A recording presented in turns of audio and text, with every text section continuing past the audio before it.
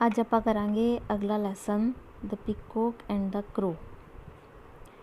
Reading ਹੈ once there lived a crow who did not like his black feathers. Feathers ਹੁੰਦਾ ਖੰਭ।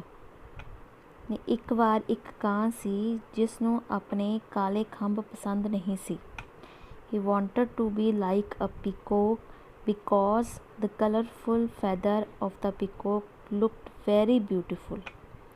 ਉਹ ਇੱਕ ਮੋਰ ਦੀ ਤਰ੍ਹਾਂ ਬਣਨਾ ਚਾਹੁੰਦਾ ਸੀ ਕਿਉਂਕਿ ਉਸਦੇ ਰੰਗ ਬਿਰੰਗੇ ਖੰਭ ਮੋਰ ਨੂੰ ਬਹੁਤ ਖੂਬਸੂਰਤ ਬਣਾਉਂਦੇ ਹੈ, ਜਾਂ ਰੰਗ ਬਿਰੰਗੇ ਖੰਭਾਂ ਦੇ ਕਾਰਨ ਮੋਰ ਬਹੁਤ ਖੂਬਸੂਰਤ ਲੱਗਦਾ ਸੀ।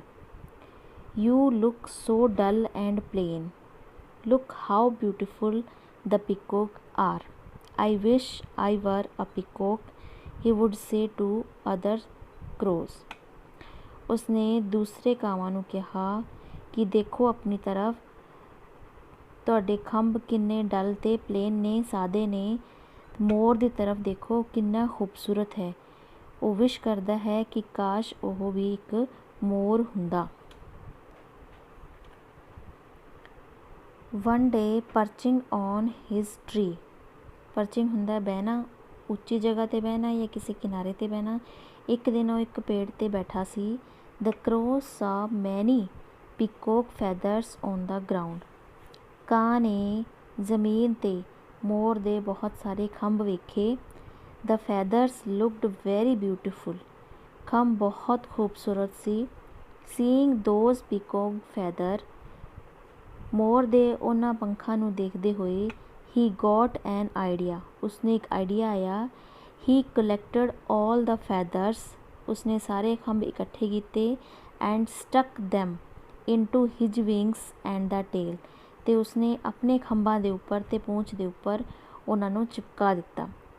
ਹੀ also put a few on his head to look like a peacock, ਉਸਨੇ ਕੁਝ ਪੰਖ ਆਪਣੇ ਸਿਰ 'ਤੇ ਵੀ ਰੱਖੇ ਜਿਵੇਂ ਕਿ ਮੋਰ ਦੇ ਹੁੰਦੇ ਹਨ।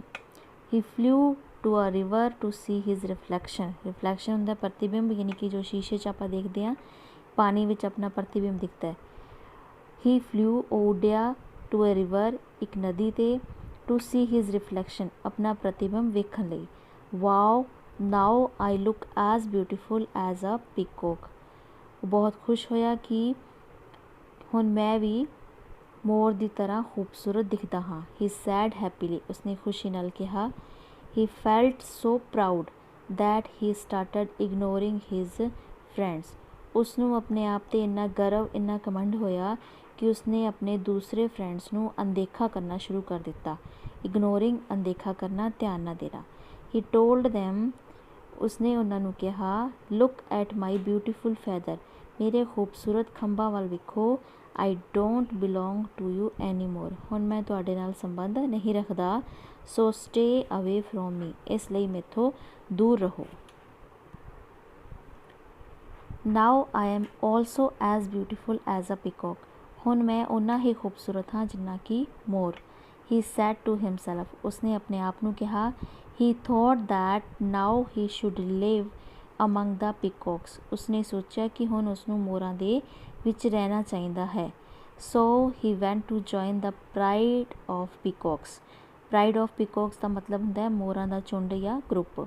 ਸੋ he went to join the pride of peacocks, ਇਸ ਲਈ ਉਹ ਮੋਰਾਂ ਦੇ ਗਰੁੱਪ ਨੂੰ ਜਾਂ ਉਹਨਾਂ ਮੋਰਾਂ ਦੇ ਝੁੰਡ ਨੂੰ ਜੁਆਇਨ ਕਰਨ ਲਈ ਚਲਾ ਗਿਆ। ਬਟ ਪੀਕੋਕਸ ਲਾਫਡ ਐਟ ਹਿਮ, ਪਰ ਮੋਰ ਉਸ 'ਤੇ ਹੱਸੇ। He did not accept him, ਉਹਨਾਂ ਨੇ ਉਸਨੂੰ ਸਵੀਕਾਰ ਨਹੀਂ ਕੀਤਾ। The peacocks knew that he was not one among them, ਮੋਰ ਜਾਣਦੇ ਸੀ ਕਿ ਉਹ ਉਹਨਾਂ ਵਿੱਚੋਂ ਇੱਕ ਨਹੀਂ ਹੈ। ਹੀ ਵਾਜ਼ ਏ ਕ੍ਰੋ, ਉਹ ਕ੍ਰੋ ਹੈ, ਕਾਂ ਹੈ। Peacock feathers will not make you a peacock, they said to him, ਉਹਨਾਂ ਨੇ ਉਸਨੂੰ ਕਿਹਾ ਕਿ ਮੋਰ ਦੇ ਖੰਭ ਤੈਨੂੰ ਮੋਰ ਨਹੀਂ ਬਣਾ ਸਕਦੇ। ਸੈਡ ਐਂਡ ਫੀਲਿੰਗ ਇਨਸਲਟਿੰਗ, ਉਦਾਸ ਅਤੇ ਬੇਇੱਜ਼ਤੀ ਮਹਿਸੂਸ ਕਰਦਾ ਹੋਇਆ। ਹੀ ਥੋਟ ਦੈਟ, ਉਸਨੇ ਸੋਚਿਆ, his crow friends would be happy to see his new feather, ਕਿ ਉਸਦੇ ਕਾਂ ਦੋਸਤ ਉਸਨੂੰ ਦੇਖ ਕੇ ਖੁਸ਼ ਹੋਣਗੇ ਉਸਦੇ ਨਵੇਂ ਖੰਭਾਂ ਨਾਲ। He return to his fellow crows, ਉਹ ਵਾਪਸ ਆਪਣੇ ਦੋਸਤਾਂ ਕੋਲ ਚਲਾ ਗਿਆ। None of his fellow crows accepted him, ਉਸਦੇ ਪੁਰਾਣੇ ਦੋਸਤਾਂ ਨੇ ਜਾਂ ਉਸਦੇ ਦੋਸਤਾਂ ਨੇ ਕਾਵਾਂ ਨੇ ਉਹਨਾਂ ਨੂੰ ਐਕਸੈਪਟ ਨਹੀਂ ਕੀਤਾ, ਯਾਨੀ ਕਿ ਕਾਵਾਂ ਵਿੱਚੋਂ ਕਿਸੇ ਨੇ ਵੀ ਉਸਨੂੰ ਐਕਸੈਪਟ ਨਹੀਂ ਕੀਤਾ। ਦੇ did note want him back, ਉਹ ਉਸਨੂੰ ਵਾਪਸ ਨਹੀਂ ਚਾਹੁੰਦੇ ਸੀ। ਬਿਕੋਜ਼, ਕਿਉਂਕਿ ਹੀ ਹੈਡ ਇਨਸਲਟਡ ਦੈਮ ਅਰਲੀਅਰ, ਕਿਉਂਕਿ ਉਹ ਪਹਿਲਾਂ ਉਹਨਾਂ ਦੀ ਬੇਇੱਜ਼ਤੀ ਕਰਕੇ ਗਿਆ ਸੀ ਜਾਂ ਬੇਇੱਜ਼ਤੀ ਕੀਤੀ ਸੀ। ਦੇ ਆਲਸੋ ਨਿਊ ਦੈਟ, ਉਹ ਇਹ ਵੀ ਜਾਣਦੇ ਸੀ ਦੈਟ ਹੀ ਹੈਡ ਬੀਨ ਇਨਸਲਟਡ ਬਾਈ ਦਾ ਪੀਕੋਕਸ, ਕਿ ਉਸ ਕਾਂ ਦੀ ਮੋਰਾਂ ਨੇ ਬੇਇੱਜ਼ਤੀ ਕੀਤੀ ਹੈ, ਇਨਸਲਟ ਕੀਤੀ ਹੈ। They also started laughed at him, ਉਹਨਾਂ ਨੇ ਉਸ 'ਤੇ ਹੱਸਣਾ ਸ਼ੁਰੂ ਕੀਤਾ। They looked at his feathers and laughed at his face, ਉਹ ਉਸ ਦੇ ਖੰਭਾਂ ਨੂੰ ਦੇਖਦੇ ਅਤੇ ਉਸ 'ਤੇ ਹੱਸਦੇ। Then an old wise crow came and told him, ਫਿਰ ਇੱਕ ਬੁੱਢਾ ਕਾਂ ਜੋ ਕਿ ਬੁੱਧੀਮਾਨ ਸੀ ਉਹ ਆਇਆ ਅਤੇ ਉਸਨੇ ਦੱਸਿਆ, we should accept our self the way we are, ਸਾਨੂੰ ਆਪਣੇ ਆਪ ਨੂੰ ਉਸੇ ਰੂਪ 'ਚ ਸਵੀਕਾਰ ਕਰਨਾ ਚਾਹੀਦਾ ਹੈ ਜੋ ਅਸੀਂ ਹਾਂ। Don't try to copy others blindly, ਅੱਖਾਂ ਬੰਦ ਕਰਕੇ ਕਿਸੇ ਹੋਰ ਦੀ ਨਕਲ ਨਹੀਂ ਕਰਨੀ ਚਾਹੀਦੀ। Peacock feathers are good for the peacocks only, peacock ਦੇ ਖੰਭ ਯਾਨੀ ਕਿ ਮੋਰਾਂ ਦੇ ਖੰਭ ਸਿਰਫ ਮੋਰਾਂ ਲਈ ਹੀ ਚੰਗੇ ਹਨ। For crows the peacock feather are heavy, ਕਾਵਾਂ ਲਈ ਮੋਰ ਦੇ ਖੰਭ ਭਾਰੇ ਹੁੰਦੇ ਹਨ। You will not be able to fly properly with these stuck on your body, ਇਹਨਾਂ ਮੋਰਾਂ ਦੇ ਖੰਭਾਂ ਨੂੰ ਆਪਣੇ ਸਰੀਰ 'ਤੇ ਚਿਪਕਾ ਕੇ ਚੰਗੀ ਤਰ੍ਹਾਂ ਉੱਡਿਆ ਨਹੀਂ ਜਾ ਸਕਦਾ ਜਾਂ ਚੰਗੀ ਤਰ੍ਹਾਂ ਉੱਡਣ ਵਿੱਚ ਸਮਰਥ ਨਹੀਂ ਹੋ ਸਕਦੇ। I hope you have learned your lesson, ਮੈਂ ਉਮੀਦ ਕਰਦਾ ਹਾਂ ਕਿ ਤੂੰ ਆਪਣਾ ਸਬਕ ਸਿੱਖ ਲਿਆ। ਦ ਕਰੋ ਰਿਅਲਾਈਜ਼ਡ ਹਿਜ਼ ਮਿਸਟੇਕ, ਕਾਂ ਨੂੰ ਆਪਣੀ ਗਲਤੀ ਦਾ ਅਹਿਸਾਸ ਹੋਇਆ। ਰਿਅਲਾਈਜ਼ ਮਹਿਸੂਸ ਹੋਣਾ, ਮਿਸਟੇਕ ਗਲਤੀ।